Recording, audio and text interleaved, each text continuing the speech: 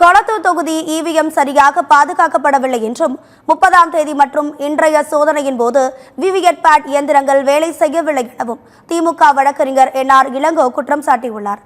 சென்னை சிந்தாதிரிப்பேட்டையில் செய்தியாளர்களை சந்தித்த அவர் கொளத்தூர், காஞ்சிபுரம் மற்றும் ராஜபாளையம் தொகுதிகளில் மின்னணு வாக்குப்பதிவு இயந்திரங்களை சரிபார்க்கும் பணி நடைபெற்று வருகிறது என்றும், கொளத்தூரில் கோரிய 14 வாக்குச்சாவடிகளில் ஒரு நாளைக்கு 2 வாக்குச்சாவடிகளின் மின்னணு இயந்திரங்கள் சரிபார்க்கப்பட்டு வந்த நிலையில் கடந்த 30ஆம் தேதி மற்றும் இன்றைய சோதனையின் போது விவிபேட் இயந்திரங்கள் வேலை செய்யவில்லை என கூறினார்.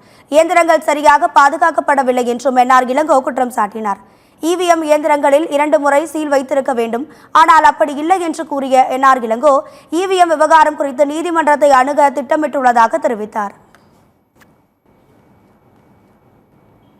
வாக்குப்பதிவு இயந்திரங்கள் சரியாக பாதுகாக்கப்படவில்லை அல்லது சரியாக பாதுகாக்கப்படாததினால் இந்த தேர்தல் முறையான தேர்தல் இல்லை என்பதை எங்களால் அறிவியல் பூர்வமாகவும் சட்ட ரீதியாகவும் தெரிந்து கொள்ள முடிந்தது. இதை மாவட்ட தேர்தல் அதிகாரியிடம் 30ஆம் தேதி ஒரு கடிதம் கொடுத்திருக்கிறோம்.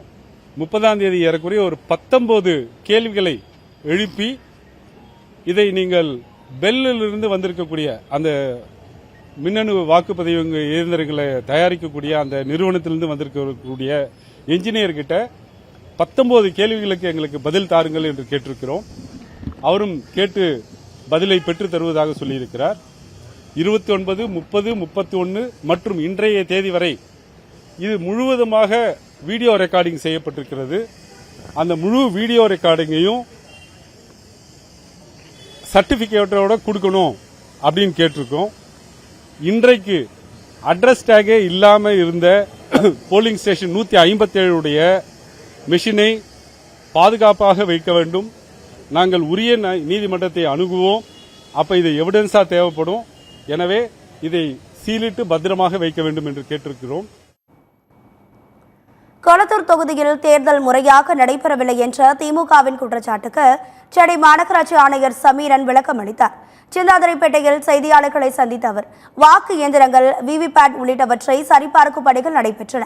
வேட்பாளர்கள் வாரியாக பதிவான வாக்குகளும் சரிபார்க்கப்பட்டன என கூறினார்.